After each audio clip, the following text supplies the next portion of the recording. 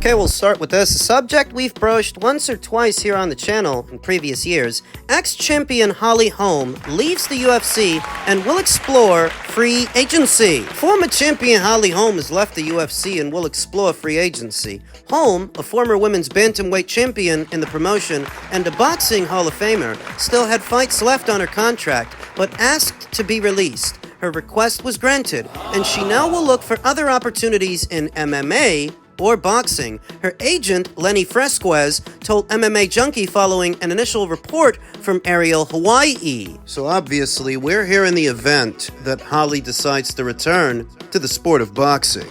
Holm, 15-7 throughout her whole martial arts career, and 8-7 throughout her time at the UFC. 43 years old, pulled off one of the biggest upsets in MMA history a little more than 9 years ago when she knocked out heavy favorite Ronda Rousey with a head kick at UFC 193 to win the women's 135-pound title. The loss was the first of Rousey's career, but Holm lost the title to Rousey rival Miesha Tate 4 months later and never recaptured it. She had a shot to win the title back, plus 2 shots at the UFC women's 145-pound belt, in which she fell short. Holm exits the UFC on a second-round submission loss to 2-time Olympic gold medalist and 2-time PFL champion Kayla Harrison at UFC 300 back in April. That was on the heels of a submission loss to Mayra Bueno Silva 9 months prior, though that was overturned to a no contest when Silva failed a drug test. She started her MMA career in her native New Mexico in 2011, and within 3 years had a Legacy FC title. Soon after, she was in the UFC, and after wins over future champion Raquel Pennington and Marion Renew, she got her shot at Rousey. The stunning knockout in Australia was a double bonus winner and most outlets knockout of the year. It cemented Holm's status as an MMA star as well. One of the few fighters that can say they've held world titles in both boxing and mixed martial arts. A living legend. Holm is one of the most decorated women boxers in history, with 16 title defenses spread out over 3 divisions. She was a 2-time Female Fighter of the Year from The Ring magazine, was inducted into the International Women's Boxing Hall of Fame in 2017, and the International Boxing Hall of Fame 5 years later. Boxing opportunities for Holm could come against the likes of Cyborg, whom she lost to in the UFC. Cyborg's status as Bellator champion could be up in the air, but she's also boxed in recent years. It's my understanding that Bellator as a brand is no more. It's not really an option for Holly. The PFL is, but I'm not concerned with Holly going to another fighting federation in mixed martial arts. It's whether or not she's going to come back to boxing that's sparked my curiosity. A pissed-off Holm won't take Dana White's retirement suggestion. I definitely am not ready to be done. Holm admits her ego hurts after UFC 300 loss to Kayla Harrison. Dana White calls for retirement. The way weight classes break down in boxing, as opposed to mixed martial arts, is different. How so? Bantamweight in boxing means 118 pounds and no more, whereas in the UFC, it comes in a bit higher, anywhere in between 126 and 135 pounds. So when they say Holly's been competing as a bantamweight, they don't mean 118. If she were to return to the sport of boxing, having not boxed since May of 2013, roughly 12 years ago against Mary McGee, who she beat. She could use her celebrity status that she amassed as a mixed martial artist to get some respectable purses in the sport of boxing, and there are a good number of promotions that are signing female fighters. We know that Jake Paul's Most Valuable Promotions signs female fighters. They've got Jade Green and Tamara DeBoat, Amanda Serrano, Crystal Rosado. Misfits just signed amateur standout Kayla Gomez of El Paso, Texas.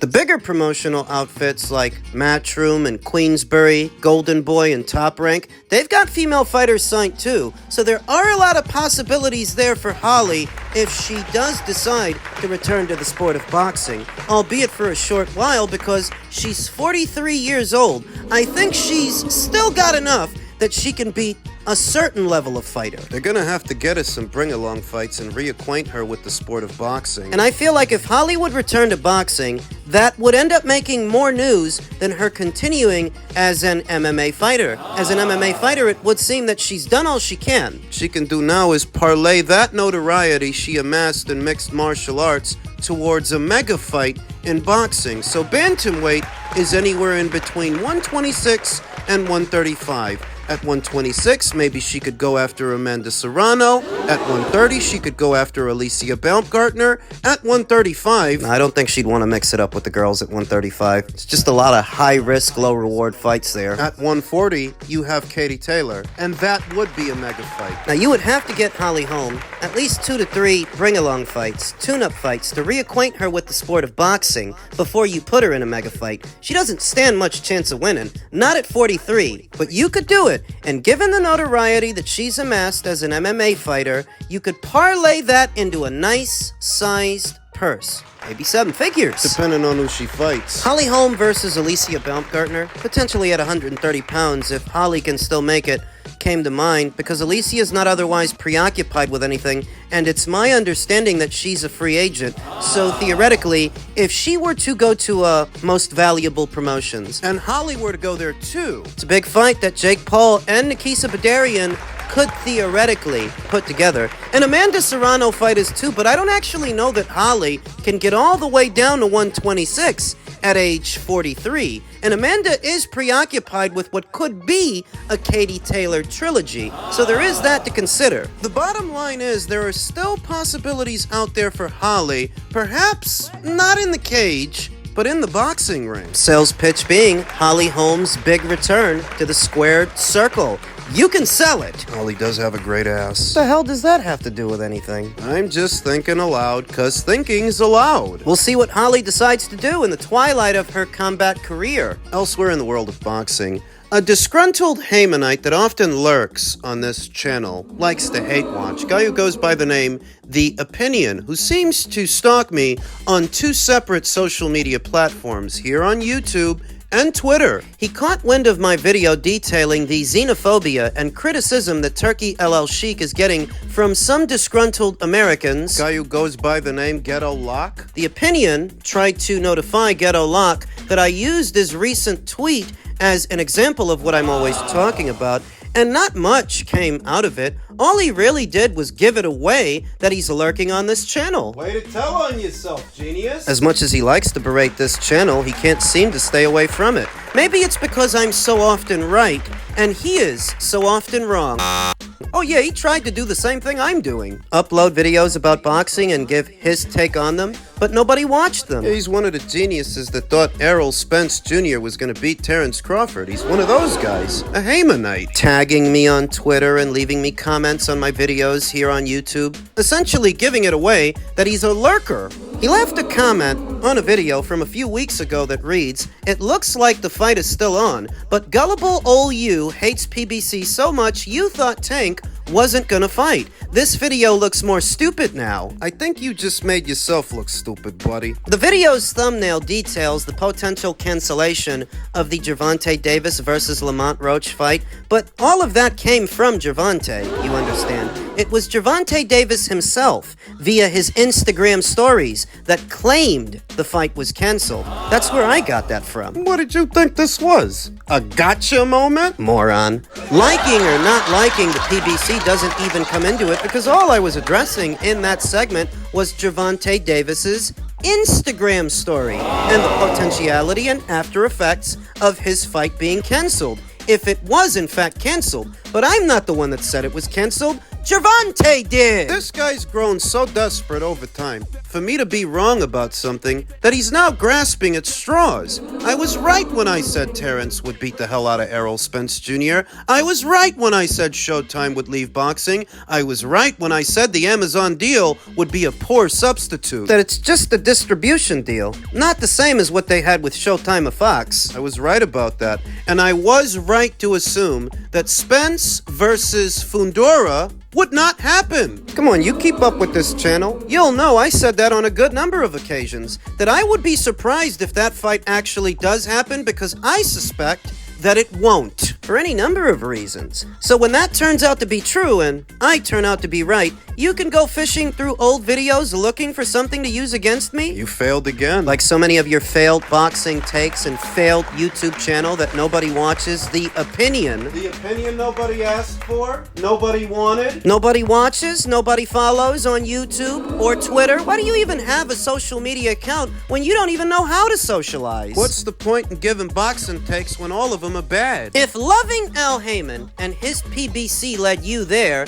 and despising Al Haymon and his PBC led me here, and I'm the one who's usually right, I better keep hating Al Haymon and his PBC lest I turn out like you. This is actually more attention than he deserves, but I thought it interesting that at a time when Al Haymon's house of cards seems to be falling apart, his Haymonites have become more combative, more volatile, argumentative. If you're frustrated that you're so often wrong, maybe you should shut up. Shut the hell up. There's not much chance of saying anything stupid if you keep your mouth closed, and that's all you do. Say stupid shit. Stupid shit that doesn't happen, stupid shit that doesn't come true. All you do is say stupid shit. So maybe if you close your mouth, that's the smartest thing you can do. Because then you won't say nothing stupid. Stalking me? What are you even mad at? That I was right? So you didn't learn nothing from it, I guess. The learning part went right over your head. Why are you mad? So you never stopped to think, to process the information. Why are you mad? That bit of it never dawned on you because you were so consumed with rage and emotion. Why are you mad? That a stranger, a complete stranger online, seems to understand how things work better than you do, and you could learn from him if you weren't such a mental midget. Why are you mad? A man-child. Do you even know how this looks, how this reads, that you've been doing this for well over a year, 2, maybe 3, hawking and stalking this channel, angry that I was right? Why are you mad? That's why you're mad. Because you don't know what the hell you're doing. You don't know what the hell you're talking about, and I do. No one is stupid because of what they don't know. They're stupid because they don't want to. What they don't want to know and what they don't want to learn. You seem to be in denial, so go be in denial by yourself. What are you doing around here? Misery loves company. That's it, isn't it? You're miserable, watching Al Haymon's empire crumble and a new one rising. The one I told you would. I bet you were one of those idiots laughing along with Leonard Ellerby as he called DAZN Dead Zone. Who's laughing now? What's the dead zone now? Looks like it's the PBC. Jesus Christ. Get a clue. Get a friend. You're coming here voluntarily. You don't have to. This is one of many boxing channels in the YTBC. You willfully come here just to get upset. You're doing it to yourself, not me. You're letting yourself down with your unrealistic expectations and your fantasies about Al Haymon. Delusions. All I did was tell you what he really is, and the real state of affairs at the PBC. And that bothers you? Stay bothered, bitch, because ain't shit changing. Elsewhere in the world of boxing, the people over at Fight Hub ask, Teofimo Lopez versus Ryan Garcia, there are various indications suggesting that this fight could potentially take place this year. How do you guys see this fight playing out? Well, Turkey's got big plans for Ryan, and he's got big plans for Devin, too. A potential trilogy between them, though depending on who Ryan Garcia faces next, that could jeopardize those plans. Rumor has it that Devin may be facing former champion Jose Ramirez in his next fight, but Ryan? He's gonna fight Teofimo. What lends credence to the notion that he might is an exchange between them online. Ryan's enthusiasm when he said, I can't wait for you guys to see who I'm fighting. One thing you can't say about me is I take weak fights ever. Only one really doing it. To which Teofimo responded, let's see if you finish the job so we get the welterweight fight. So that's why people got it in their head these two guys might fight in May as part of a Ring Magazine card that Turkey is hosting, Turkey El Sheikh. Ring Magazine did list Teofimo Lopez as one of the fighters that would be fighting on one of their shows. And we know that he's rejected every fight that Top Rank has offered him in pursuit of free agency, seemingly waiting out his Top Rank deal. Could it be because he's gonna fight Ryan? Be the smartest move he's ever made because he's made some dumb ones. And I still think he's dumb. I just think Turkey El Sheikh is more generous than he is dumb. So here we are. It's about time that he used Teofimo on one of his shows for one of his fights, his ambitious brand of matchmaking. Is that gonna be Ryan? Now is a very opportune time to fight Ryan Garcia, because by the time he does fight him, if he does fight him, Ryan will be coming off of over a year of inactivity. His ban is set to be up in April. The Ring Magazine card is set to be going down in May. Ryan may be boxing on that card against Teofimo. Interesting dichotomy. So we know that Ryan Garcia is a lot taller and a lot longer than Teofimo Lopez. Arguably punches harder, a lot harder, above 140 pounds. Teofimo, he's a talented counterpuncher when he's hanging back and setting traps, though coming forward, he's not the same guy. And we often talk about that coming forward, he's a lot more vulnerable. So if Ryan Garcia uses his height and his length to draw the smaller man out, make the little guy come to you, theoretically, you could walk him into one of those counter left hooks, those hard left hooks, because I reiterate, Teofimo's not as good coming forward as he is hanging back. The wild card. Teofimo is trained by Eddie Reynoso now, though how much knowledge, how much has he been able to learn in the short while that he's been working with him? And the added twist that Ryan Garcia once worked with Eddie Reynoso too. I would say the very best version of Ryan I've ever seen was Eddie Reynoso's Ryan when he fought Luke Campbell at 135. Crawford. Now Teofimo's working with him. Though has he had enough time to add anything to his repertoire? Is it really gonna make a difference after just one fight camp? Who's the better student? Ryan Garcia or Teofimo Lopez? Yeah, I figured when Teofimo was turning down all of those fights, what he was waiting for was for somebody to come in and save him. Enter Turkey El Sheikh. Think he bought out Teofimo's contract? Something's going on because Ring Magazine is owned by Turkey, and Ring Magazine are the ones who announced Teofimo would be boxing on one of their Ring Magazine cards. Could it be against Ryan? That's ambitious. Maybe a little too ambitious for Ryan, who will have been out for over a year? I just don't know. But the fight between them is interesting. Teofimo is the more decorated fighter, arguably more skillful, though as a physical specimen, that's where he comes up short. Figuratively and literally. That if Ryan Garcia plays his cards right, he can catch Teofimo with just as many, if not more, left hooks than he caught Devin Haney with, by luring him out, forcing him to come forward. I like the fight. But it's ballsy. Ballsy enough that I have to admit, I'm not sure this is Ryan's next fight.